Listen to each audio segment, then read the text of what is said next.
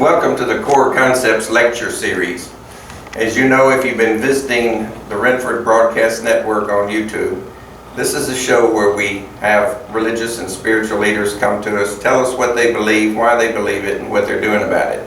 In other words, how did they come to the belief system that they've adopted, and how is it manifesting in their lives? And we have with us today Abigail Noel. And Abigail has been with us before. She did one of the early shows, and you can go there to Renford Broadcast Network and pick up on that. She had her band with us at that time, the Chinese Connection. And today we're going to be talking a little bit about her mission to Memphis, Tennessee, as she's leaving shortly, going back to California. So welcome to the show, Abigail. Thank you, Jim. Tell us a little bit about how you came to come to Memphis. Memphis. Yeah, from the mountains of California. Yeah. I didn't realize at the time that it was by choice. I understand now it was contracted, and that's where I was meant to go. But at the time, it didn't seem like a mission at all. It seemed a lot more like a sentence, leaving the mountains of California at a creek running through the front yard. A lot of people would think that coming to Memphis is punishment. Well, and to Bartlett, you know, nothing against Bartlett, but it was like bam, right into suburbia, you know. So not Bartlett personally, but you know, just in that type of environment. And in fact, twice. So I came out the first time and I went home for 2 years, and then came back the second time, which was after my brother had crossed. My brother had crossed 1.5 years earlier, and it was a real dark time for me. It was a long grieving process, and it was a time of transformation. I understand that now. But my mission in Memphis, when I came out here, I've known about my intuitive gifts my entire life.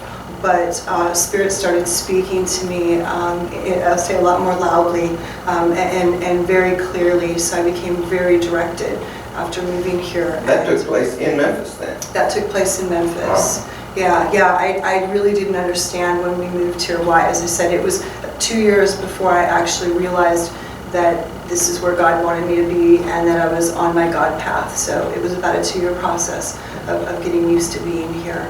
Did you come initially knowing you were going to be working with Dr. Meridian and the Stone Institute, or is that something that developed? That's interesting because I was actually shown Dr. Kevin Meridian.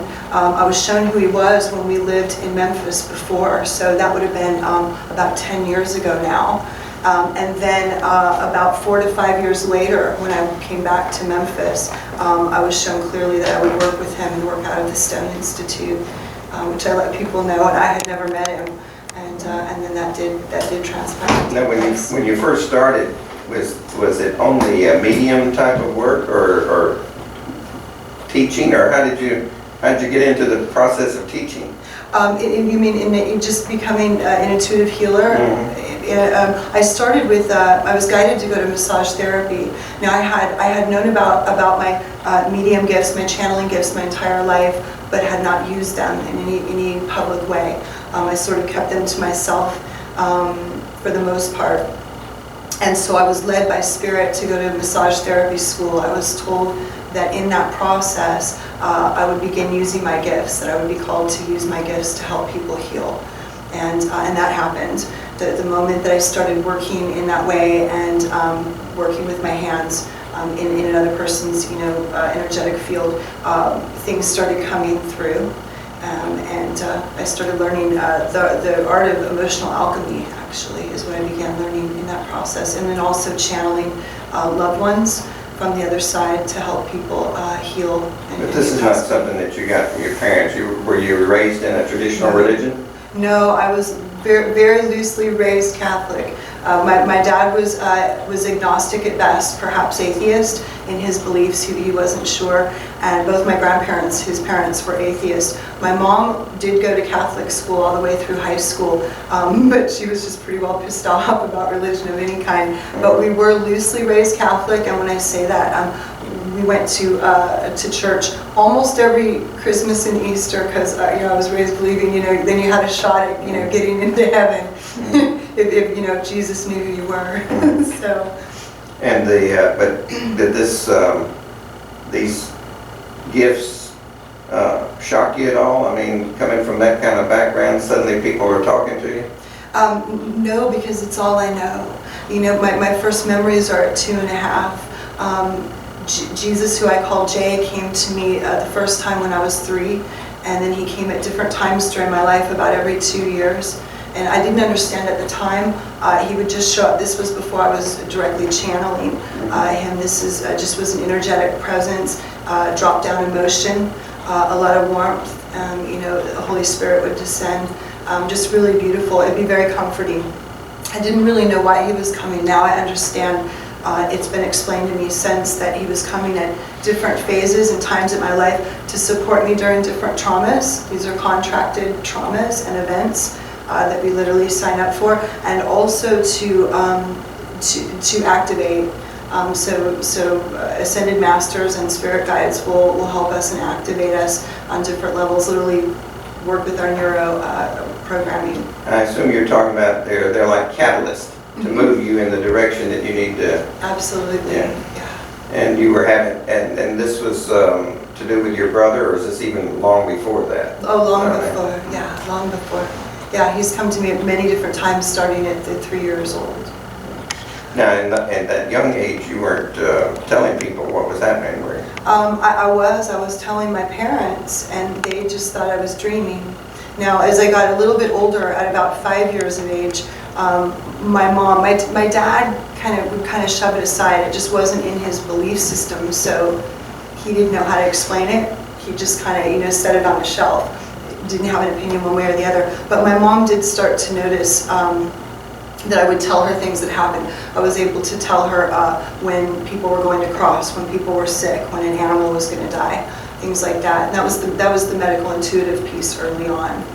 I would just know when people were sick, and especially I would get a very strong premonition or a message when people were in transition. Usually a 2-year window is what I get if it's long term. But you're really still not a strong proponent of any religion, but you're a very strong proponent of spirituality. Yes. So tell us a little bit about your views of things. I'm called to follow in the same, to the best of my ability, in the same footsteps and beliefs as Jesus Christ, who I call Jay. Jay did not align himself to any particular religion. We have aligned him to Christianity. He did not. And I'm not saying that I do not align with Christianity in many aspects, but I align myself to the truth of Christianity, which the Father Spirit says to me is mysticism. He says mysticism is truth. Some people call it Gnosticism, but I'm definitely, my walk is that of a Christian mystic, and I'm being told right now it has been for a long time. About even before Christ. Yes. But even up until the Nicene Council, about 50% of those that called themselves Christians were Gnostics. Mm-hmm. Oh, absolutely. And they were not invited to the Nicene Council. No, they were not. No, they were not. Did you do much studying about them, or know anything about the way they operated? No, not the Nicene so much. I studied. I meant the Gnostic, not the Nicene. Oh, the Gnostics. A little bit here and there. And when I say this, I'm going to say it in all humility. I have been I'm more often than not instructed by the Father, and these instructions come in through the Father's energy in His channel. But with that said, I'm instructed most of the time not to read. I use books as reference to validate the information that Spirit brings to me. I rely mostly on direct information and knowledge from Spirit. Well, it's interesting that the Gnostics didn't have a hierarchy like they developed with the other church, and everything was lay. And so it's kind of interesting that you're following that sort of approach. And but when you started, you were conducting classes, or what do you call them, sessions? Yeah. I remember attending one. Yeah, those are the gatherings. Mm-hmm. And what do you do in those? I mean, what's the purpose of those? You just said the purpose is trifold. So there's 3 purposes. Thank you.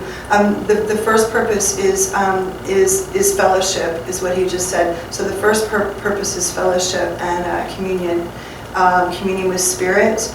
And that has, when I say communing with spirit, that has a lot to do with teaching people that we're all psychic mediums. It's time to get the definitions straight. There's a difference between a medium and a channel and a prophet in Flow and Gratitude, and they're all here. Everybody's walking around. They're just different job descriptions. Let me rephrase this, because he's telling me to rephrase this. Everyone is psychic. Everyone has the ability to become a medium. That just means connecting to heaven. We were never meant to be disconnected, and in fact, we're not disconnected. It's the process of learning. We just don't know we're connected. We just don't know we're connected. Boy, when you find out you're connected, woo! You know, it's like, and boy, when they know that you know you're connected, you know, watch out, because they're not going to leave you alone. You know, you don't get time off.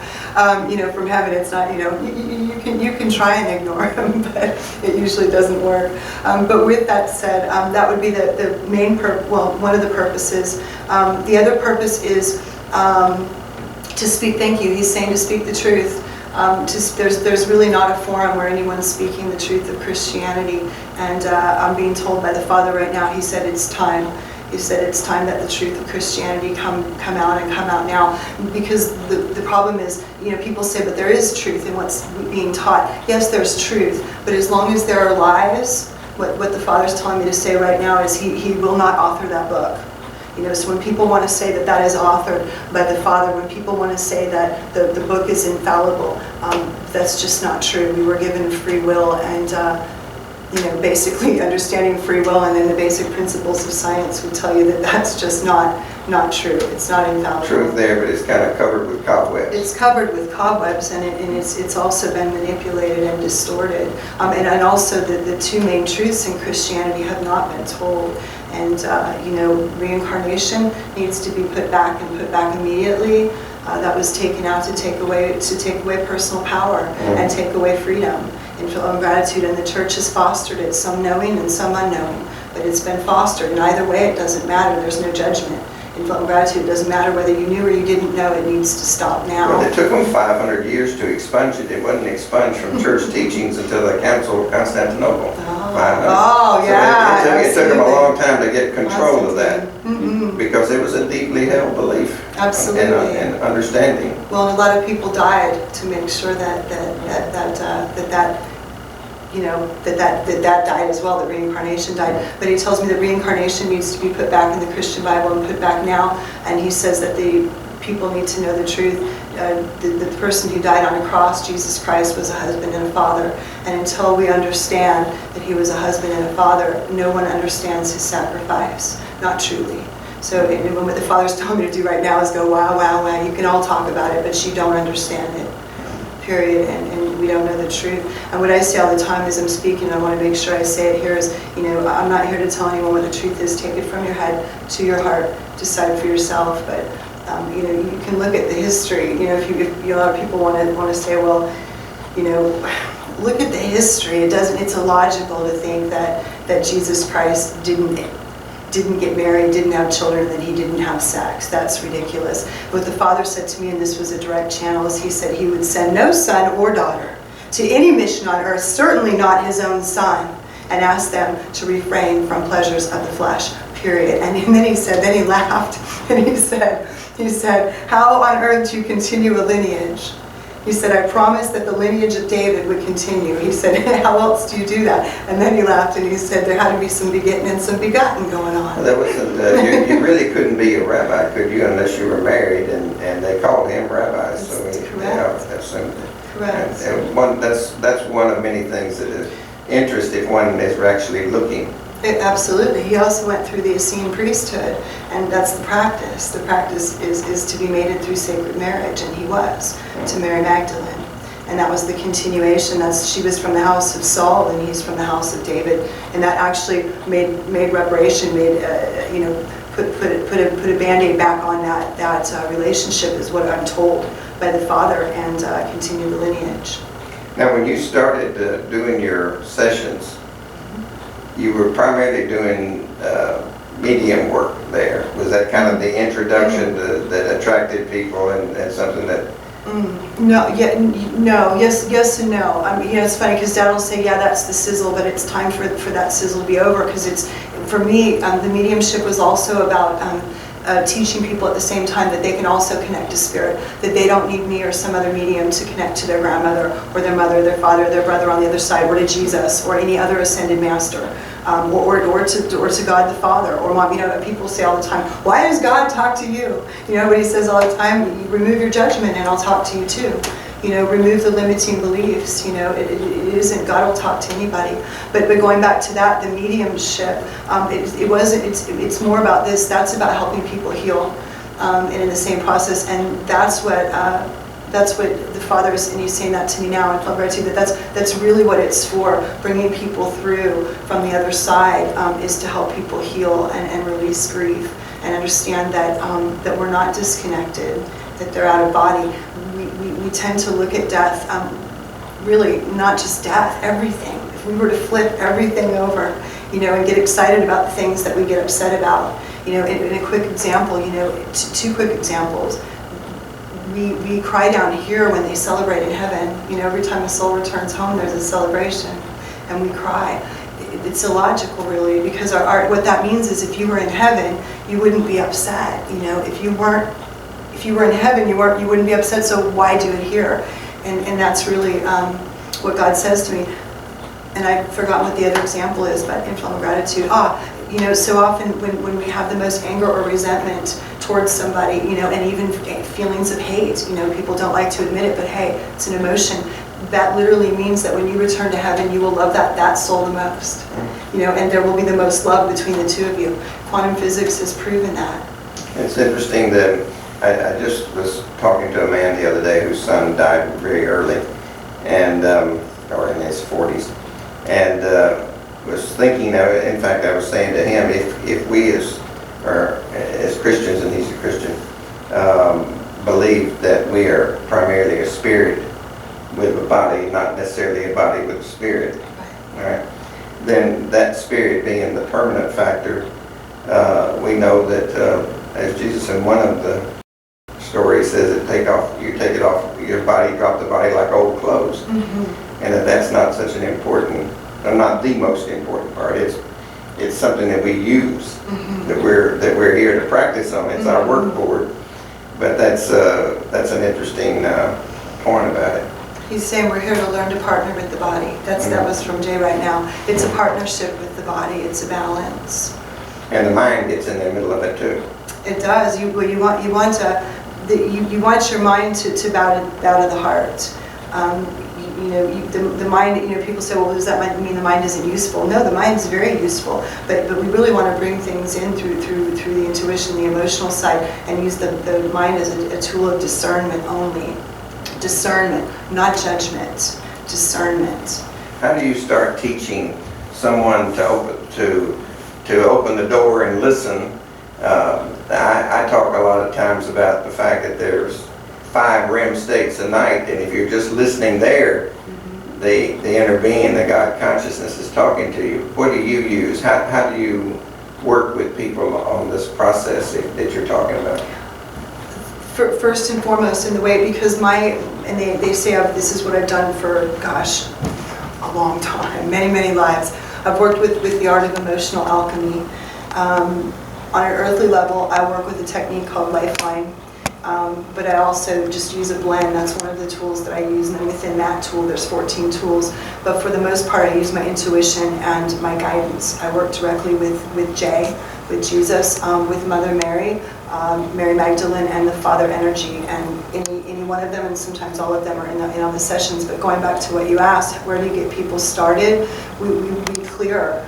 We do chakra work. We go through every chakra and we work with core limiting beliefs, and we get the junk out of the trunk. Getting the baggage out. Getting the baggage out, getting all the core beliefs. And what's great is, man, we go in and you can get like a core. So you work with a core limiting belief that occurred at 7. A lot of inner child work, a lot of emotional stuff, going back in and filling in the gaps. I work with the science of emotions. And this is what the mind is picking up. And recording. Oh yeah, big time. And then we go back and try to clear that. Not that the mind is weak or anything. The mind can be very powerful, but But it's the thing you got to work with, isn't it? Well, the mind in positive, making choices out of love is the most powerful thing there is. I mean, our thoughts and our emotions are literally creating not only our reality, but the reality that everybody on the planet is living. So literally the mind is the most important thing. But that's why I say having it out of the heart and using it for a tool of discernment. The Father says to me that you won't return to heaven with your brainchild. He said, no brains allowed, only hearts. Only hearts. He said, I care not what you're thinking. He said, empty words from empty hearts.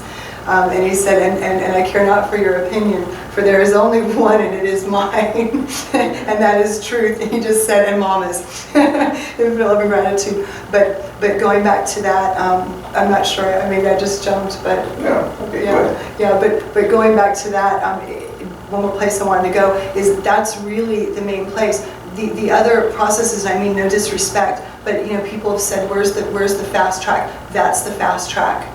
You've got to go in and work with the memories, the traumas, the dramas that have created core limiting beliefs. These core limiting beliefs and these voices in our head that tell us we're not good at math, or we'll never find love, or we're not lovable, we're not good enough. All of these things, they're habits. They're literally habits that we adopted as a means of protection at 7 years old, 12 years old, whatever, at 22 years old, 40 years old. In flow of gratitude, we're always picking up things in flow of gratitude. It's important to go in there and reprogram. So doing that work, but on top of it, and that's the fast track. But all the other stuff is great. So I also work with people on, and here's the biggest thing. He's telling me here's the biggest thing. But yes, connecting to your dreams, keeping your notepad, writing them down, sitting down and automatic writing. Here's what I highly recommend.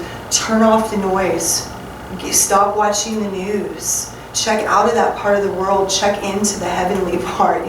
That's the ego created that. Turn CNN off. Turn Fox off. Turn all of them off. I don't care which one. In flow of gratitude. Turn the radio off. Turn everything off. If you really want to turn something on, Dad says turn on some music and let Spirit speak. Through that. One of the most powerful things, and this was a class that I did, was a class based on the works of Saint Teresa of Avila, and powerful class. I think it went 14 weeks, actually. It was 13 weeks and then like a graduation. But every person who took that class, and the Father told me that this would happen, I thought, whoa, I'll just sit back and be a witness, cool, because that's all I am. But he said everyone would learn to be a psychic medium on some level. They all would create a dialogue with spirit or with their spirit guide. And we did a whole connection with spirit guides. And people are connecting or dialoguing with God in whatever way works for them. So I teach people many different ways to connect and dialogue with God so they can find what works for them. That's the fast track. The moment you start seeing that there's the synchronicity, which is God speaking, because we now know through science that there is no such thing as coincidence. So that's the first thing. Plant that seed and know it's true. So when you start recognizing the synchronicity and you realize that's God speaking to you, you can start an internal dialogue. And when you see that there's a creator or creators, mom and dad, who literally want to communicate with you, not only want to communicate, the dialogue's been there the whole time. It's there to guide you to your destiny. So once you realize this, then you realize how much you're loved by God. How can you not start just busting through those beliefs, So for me, when I realized how much I was loved by God, when those voices even attempt to come in there, that's Lucifer working right there. If anyone wants to know who the devil is, it's the damn voices in your head that hold you back from being the fear-based all stuff. That you are, the fear-based stuff. Yeah. Now the voices that say you are awesome, you're amazing, you're a superstar, those are the voices you want to keep, because that's the truth. You mentioned something about 48 a while ago. You're 48. Tell us about the 48. Ooh, the angels are wild. The angels one day started saying, 48, 48, clear your plate, lick it clean, and then they go, ooh, some of it tastes bad. And then usually what happens is a spirit will come in and start explaining to me what their little rhymes are and what that means. You have the number 48, and it's crazy because anyone listening start asking for 48s, for guidance. You'll do 348, 448, look on license plates. Receipts, and you'll start seeing 48s. But 48 is about clearing your karmic plate. And we all of us, everyone down here is on a mission from heaven to complete their contract. And completing your contract means clearing your 48 plate. This is karma. So we're all here to repay. It's like, and you know, people tend to think of it as like, oh, my karma, it's so awful. It's amazing. We're honored. We're repaying back favors and energy, and it's an honor. I mean, you know, we've taken it on. You know, it's the contract, and we want to fulfill it so we can go back home and, you know, enjoy the party. So that's the 48 plate. And you do have a lot of people talking about good karma and bad karma, and the way I see it, it's just balance. It's if you call it bad karma, it's because it's unpleasant. You're having to learn a lesson the hard way. Yeah, but we didn't come here to have a picnic. You know, that's what people don't understand is some of the most difficult and challenging things we go through, we wanted. We checked the box. We signed up for it with honor in heaven. And when we flip that switch and understand that even going through the loss of a loved one is honorable, when you can turn that and understand that you agreed to take that class because the only way to literally return to love, pure love, which is what we are, so we can return home to the high court, and that's what we're all aspiring to. That's ascension. The only way to do that is to feel these other emotions, is to feel the opposite. So the only way to feel totally fulfilled and full of joy is to know what it feels like to suffer loss and grief. So we take these classes with full honor. And that's what the 48er does.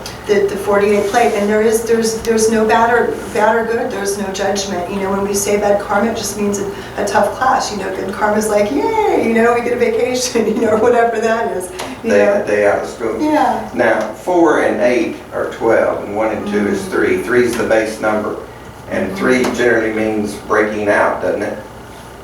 Well, creation or process or something. What's the meaning there? Well, and there can be many different meanings, and also one number can mean something to one person and have a different message from Creator for someone else. For me, three, and this is what they've explained to me, is walking in union with the Trinity. And what I'm told though is that means I'm walking with Jay and the Father. Bringing that to 4, which is 3 times 4, which is 12, 12 being a number of perfection. 3 times 4 means bringing the Trinity to the cross, bam, and that brings in soulmate energy, is what that does, and creates balance. Once you achieve unconditional love of self, or you get pretty close, Dad's saying, you know, when you're pretty well there, you're in the last stretch, you basically, it's this law of attraction. You're going to attract what you're putting out. So the closer you get to unconditional love of self, you'll start attracting unconditional love to you. And what that does, literally on a soul level though, on a contracted level, this is what's beautiful, is we're literally attracting soulmate partners to us that we wrote into our movie. And so when you're ready, then they appear. So it's like the two, literally soulmates are migrating towards each other energetically throughout the entire lifetime in the hopes of reuniting with the movie that they wrote. We'll come back and talk about the movie again in just a minute. Mm-hmm. Now there's the 48, but there's also the 27. 27. Tell us about the 27. 27 and the 144. Oh, I love that you asked about that. All ascended masters, and then there's archangels that back them up, but this is my understanding, and I want to make sure I'm clear. I asked to be corrected if I don't get it quite right. But what he's showing me, we all have teams. He's calling them camps, inflow and gratitude camps, which are teams, and we all choose, or we don't choose. We're chosen by the ascended master, but we all want to work with different ascended masters, and a lot of times we'll work with the same one. I work with. They told me I walked with Jay for a long time. But some people bounce around. Some people work with Jay, and then with Buddha, and then some people work with Krishna, and some people work with Jermaine, and you know, it doesn't matter who you work with, but they have teams. Jay's team is the 27 of the 144. The Bible in Revelation speaks of the 144,000, which really is multiplied many times. But with that said, the 27 of the 144 represent Jesus's, Jay's specific team, and we apply. That 144 is a 9 also, as is 27. And the zeros mean multiplicity without specificity. So you hit it, you said a lot more. So where do you, well, it's an interesting thing. I've got in one of my books about 666, is also a 9. Infinite love and But, gratitude. but the 666 is the lowest level of degradation and fear, and the 144,000 is the highest level of love and light. It's still, like everything, a cycle. What I'm told, I am shown 66s, when the 66 is the 66 nuggets of knowledge that were passed from Saint Germain, who passed them to Adam, who was actually Joseph, who played Jesus' father later in Love Gratitude. But anytime I see 66 or 666, I'm told by Mama, actually, by Mother Mary, Earth Mother Gaia, to give, they're one and the same, to give love. Just absolutely just gratitude and love to the dark side and the shadow side in that moment. Anytime you see that number, it helps exponentially to raise the vibration. And when we start taking the fear away from that, it's going to help us make this change in energy. So that's really important. You know, you see that because people tend to, negative, and right away we start emitting negative energy. No, the Bible defines evil as simply lacking love. So that's why, what does love do when it doesn't know what to do anymore? It loves some more. And someone who, what does evil need? It needs love.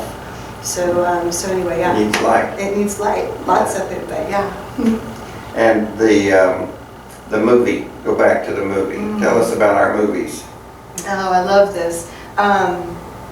I'm blessed, and I'm told that, we all can just ask God to, take you on a trip to heaven sometimes. Ask Jesus to take you on a tour. Ask, St. Peter, whoever, Michael. But with that said, I'm really fortunate to go to heaven and see in between lives a lot, and how we work together in groups, and how we write our movies, and we do it together. So it's literally like a project. It's shown to be 2 different ways, like a class schedule, like your classes, because there's 2 things going on. You write your movie to fit your classes in. But for the most part, we'll stick with the movie.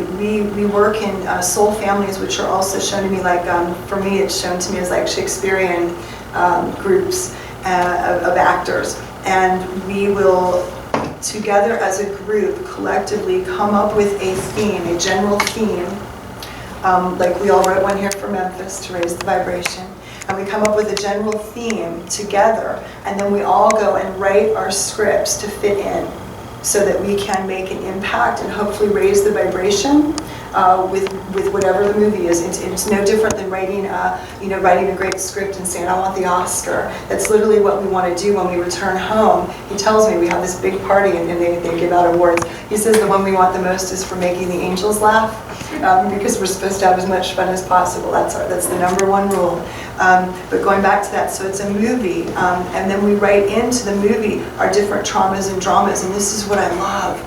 Dad said to me, we get so upset about the traumas and dramas in life when we wrote them in.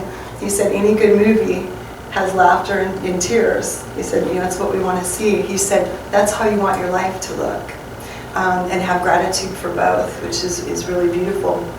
And then the other thing that's great about, the whole movie concept is that, and this is what really, oh man, this has helped me so much in the last few months. I've been working out the last little bits of any type of kind of worry and anxiety, just realizing that if we don't do that in heaven, I'm just not going to do it here, Fear is fine, a little bit of fear is good, but you get excited about it, but no worry and anxiety. And with that said, how Father's been working with me on that is just literally explaining that he's the director and Mama's the producer.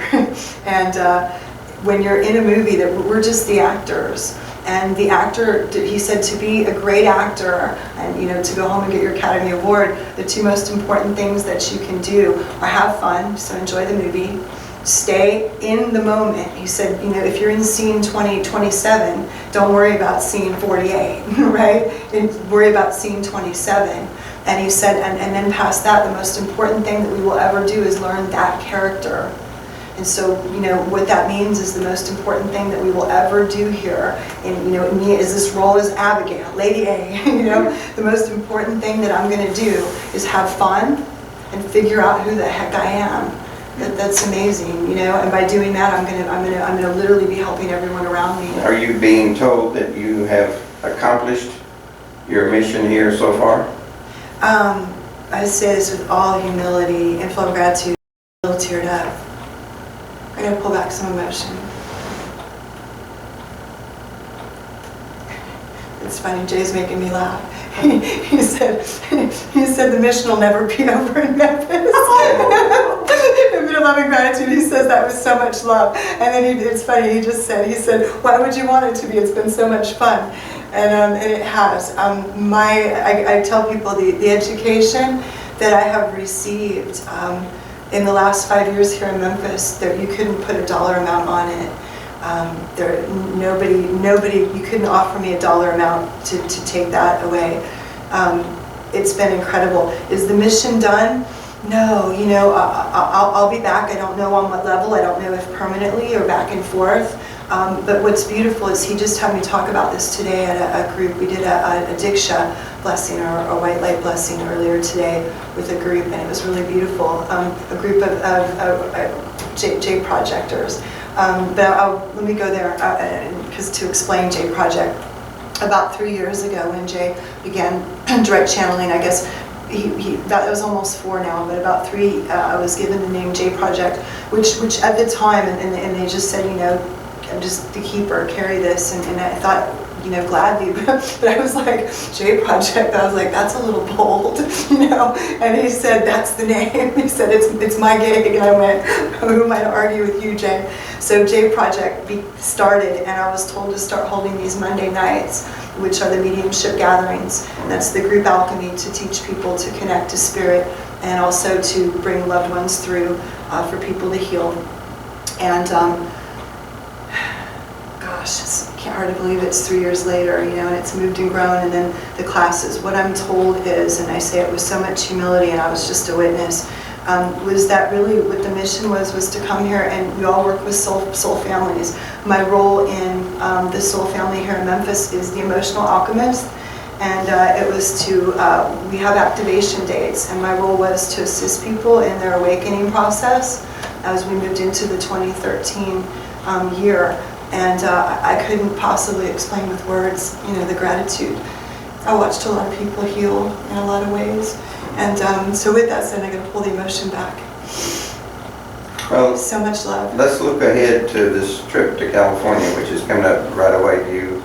I know that you're talking about writing some, but what else do you plan for this? Let me say this, because for anyone watching, I'll go right back there. The energy for J Project is anchored here. That's what I was told. So it's like everyone's got it, and it's anchored. So it'll always be here now, and I'm so appreciative for that. So going out to California, I was asked by Spirit to go out to California. Some pockets, he shows me exactly where to go, mainly Los Angeles and Santa Cruz area, and then he said the rest is kind of yet to be determined. Also back home up north, I'll be up by a place called Lake Almanor, which is really that and the Klamath River are home for me. So I will be doing some speaking and some working there as well. But I'm going back home to the Klamath River and spending increments of time to write a book. So I was asked to go to California. I was told it was an extended vacation, working vacation. And it's also to go out, so it's to do the book and get the book finished. There's actually 2 books and a children's book. And it's my intention to have at least 2 of those finished. Is that near Mount Shasta? Yeah, you go right past Mount Shasta. Yeah, and that's part of the reason he said that I'm going out there, because it'll be so much easier to channel. He said if you can be a medium or a channel in Memphis, you can do it anywhere. Just because we vibrate pretty low. Yeah, it's been my feeling for since about '93 that there's something going to happen here. That there was a reason why so many people were being attracted here, including yourself. Yeah, and I'll talk what I know, what I've been shown so far, and if Dad wants to bring anything else through, I would certainly welcome that. But what he's explained to me is I'm now going out to, most specifically LA. There's also a very specific pocket in Santa Cruz area that I'll be going to, and it's now to gather we've got core family that's here, but we also have core family out there. So the soul family can split to anchor energy. And he shows me pink lights. He said pink arcs of light, and the pink represents unconditional love from the Father, and the pink arcs anchor the energy. So he said now that J Project is anchored in Memphis with the people who are here and the family that's here, then I'm to go out there and assist people in the awakening process and anchor it out there. And he shows me these pink arcs all over the country. And there's a connection between these two. Yes, between Memphis and that's the first two? Southern California, yeah. He shows me that North Carolina's, there's many, North Carolina's also anchored to Memphis. They anchor the higher vibrational energy to the lower points to raise the vibration. And so literally the energy is being funneled there. And it's funny because he's showing me this right now. So cool. It's like I want to turn around and look at the girls. It's so cool because it's almost like people will be following. There'll be love sent from back and forth now, like from California to Memphis. You see what I'm saying? So it creates that bridge, you know, because we'll all be communicating back and forth. Dad just said, "Thank God for Facebook." You know. Is that bridge Asheville? Asheville, North Carolina, yes, in that area. He tells me it can expand a city, but for the most part, that's where the main, you know, the main bam, what vortex of energy is. Yeah. Yeah, I used to drive through there on the way out to the coast, and it was always an interesting place. I wanted to spend more time there. Yeah. I wonder if that was the connection. Yeah. And where will be the seat of your operation in California? It's funny, I really thought it would be back home.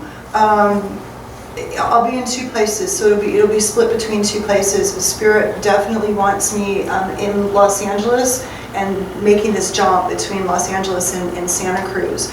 And he wants me to I've been instructed to teach the St. Teresa classes down there and to do sessions. So that's going to require me to be, you know, in that area more. But I'll be splitting the time between there and Klamath River. Yeah, Santa Cruz is right on the coast. That's a coastal city, right? And where is the mountain? On the coast. Where is it that you'll be working on the book? On the Klamath River, outside of Wairika, California, about an hour outside of, it's really more outside Ashland, Oregon. It's about 30 minutes from Ashland, So Oregon. you're right up near the border. It's beautiful.